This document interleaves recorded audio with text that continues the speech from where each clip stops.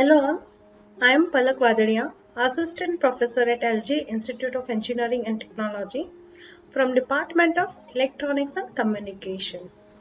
Today we will continue with our previous topic, that is organizing Python codes using function from unit number 3, that is Python functions and modules.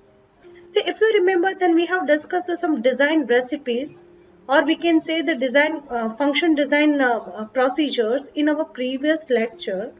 That means in a function designing, we have to take care of some of the steps. The first step is what?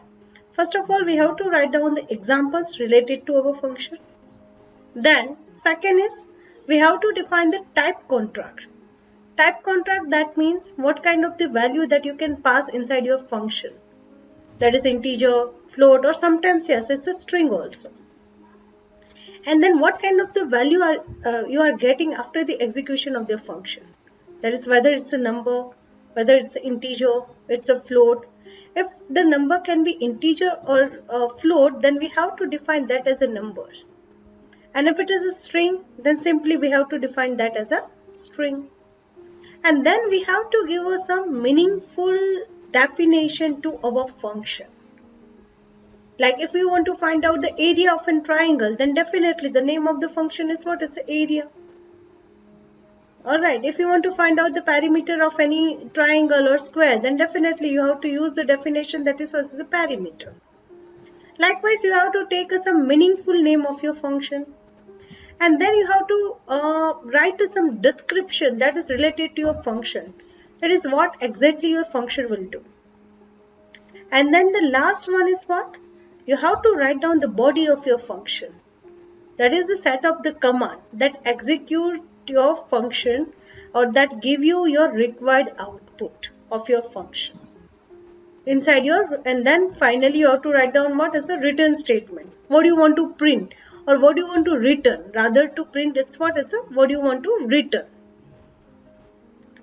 Alright, so today we will write one or two functions in a PyCharm using the design recipes.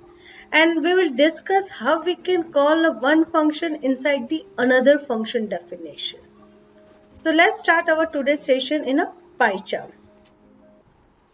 Now we will start with, that is to find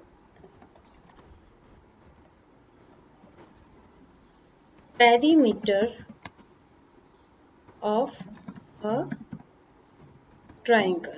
Okay, or rather you can say we want to write down the function of a triangle. So the first is what? You have to write down the DEF. And then here we have to mention the sum of the docstring. Like this. Here we will not mention the return. We will mention the return statement that is here. Here. This is the structure of your function. Now here, first of all, we have to write what is example. For thing, if I want to find out the perimeter, see, you know, triangle having a 3 different sides. So perimeter is what? Is the addition of the side of the triangles. So here we have to pass how many value? It's definitely 3 value. So I'm just passing 3, 4, 5. And when we add, perimeter is what? Simply addition of these 3 sides. So 3 plus 4 is 7, 7 plus 5. That is what? It's a 12. The perimeter of 3, 4, 5 is what? Is a 12. Now next we are writing the another example, that is perimeter of 10.5, then 6 and 9.3. See here, instead of integer, I pass the float number as well as some integer number. And if I calculate the perimeter, then what is it? 25.8. Alright. Now, this is our first step is clear, complete. That is what? We have to write some examples related to our function. What is the second step? That is a type contract. So for that, you just see carefully, see here, what kind of the value I have passed inside this function. In this, it is integer. Here it's a combination of integer as well as float. So I can say that inside the function, I can pass the number. The number will represent, it can be integer, it can be what? It's a float. Now, what is the output? In the first case, the parameter is what? 12, it's an integer. In the second case, what is the parameter? That is 25.8. That is what is a float. So here also you have to mention what is a number. It can be integer, it can be a float. Then give this a meaningful name to your function. That is already I have given, that is what is a parameter. And I have to pass what? 3, 4, 5. That is what? It's a side length. So side 1, side 2, and it's a side 3. Now you have to give, or you have to write some description of your function. What exactly your function do. So just do one thing, whenever you just writing the function description, you just try to cover the function name as well as function argument. So what your function will return? So simply it will return the parameter of a triangle with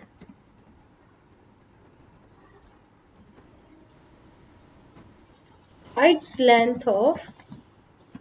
of length,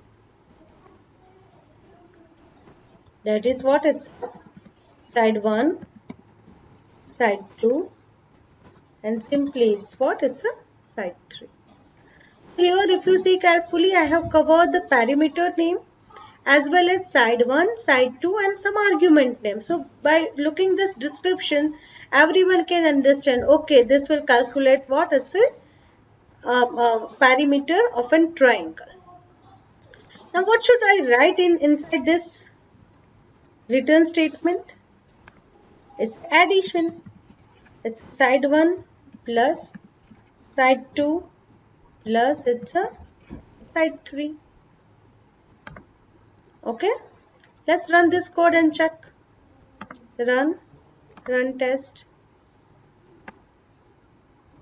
Here it shows that the process is finished with the exit code 0, but nothing is displayed.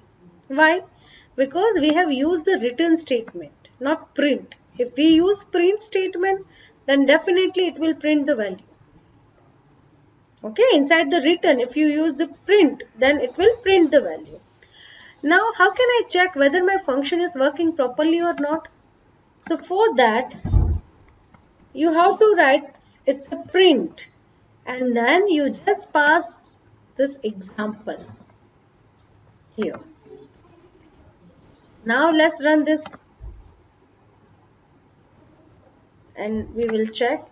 Yes, it's what? It's a 25.8. We know the parameter of 10.5, 6 and 9.3 is was 25.8. Now why we are writing this doc string? Because see, whenever you just type the help of the function, it will display the doc string. Okay, so everyone can understand what is the use of this function, how you can use this function in your program. See, like this, definitely it is side 1, side 2, side 3. Here see it's a display. This our type contract, then description of our function, and then some examples. See, everything is there. Alright. Now next I will discuss that is how you can use the one function inside the another function. That is, for example, I am just writing find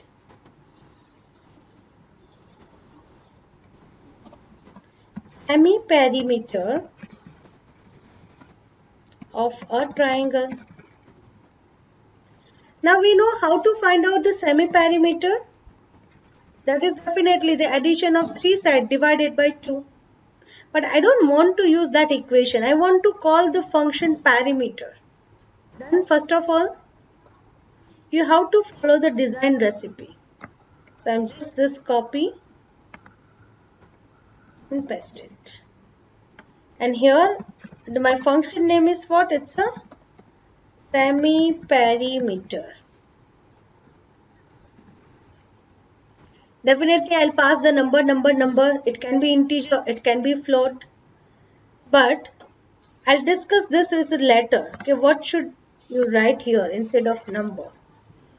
Okay, and here your function will return semi-perimeter of a triangle with the side length of side 1, side 2 and side 3. Here you have to write down your function, that is what is the semi. Here you have to write down what is the semi. So semi-perimeter, that is what 12 divided by 2. Answer is what? Is the 6.0. And here 25.8 divided by 2. So answer is what? It's a 12.9. Alright. So now here I have to use what is the return statement? Return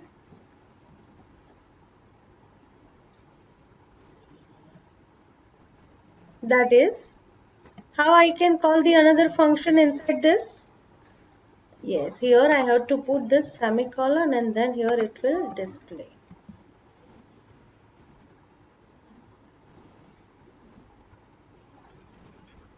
Yes, here see I have to provide some tab. And then you just mention it's the return.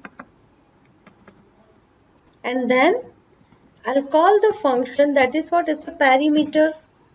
In perimeter, what kind of the value I have to pass? That is side 1, side 2 and it's side 3. And then I have to divide this with the 2. See, when we divide with this 2, you just remember our arithmetic operator lecture. In that, it will give you always the float number. Right? Division. That's why here I have written 6.0 instead of 6. And here I have written 12.9. So here I am using the division sign. So always my answer is what? It's a float. Instead of number, I am just mentioning the float because my answer is always what? It's a float. And here what I have to mention, the function definition is what? It's a semi-perimeter. And then inside that I have to mention what? It's a side 1, side 2 and it's what? It's a side 3. That's why it's showing the error because here we have not mentioned the side 1, side 2 and side 3. Alright, it's a simple code. And here we have used the perimeter function inside the semi-perimeter function. Now let's run this code again. Here is the process finished with the exit code 0 and nothing will print because we have not used the print statement here. Here it will simply 25.8 because here we have used the print statement. Now if I want to check the semi-perimeter of this value, then how can I check? Like this. I'm just copying this statement, print statement and just printing over here. Control V and here I'm just using that is semi-perimeter. So first it will show me the 25.8 because the perimeter and then it will show the semi-perimeter, that is what is a 12.9.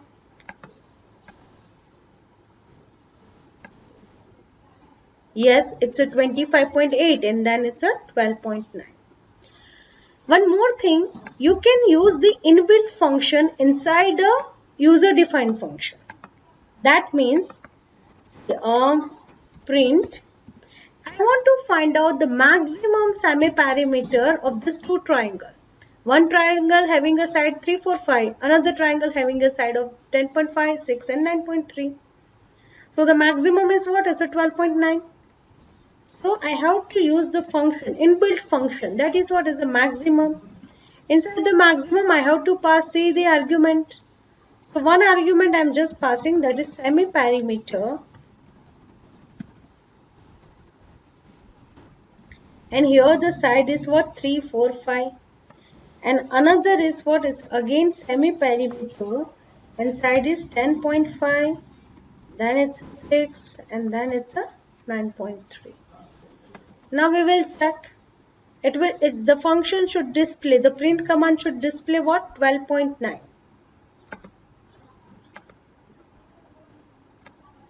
Yes.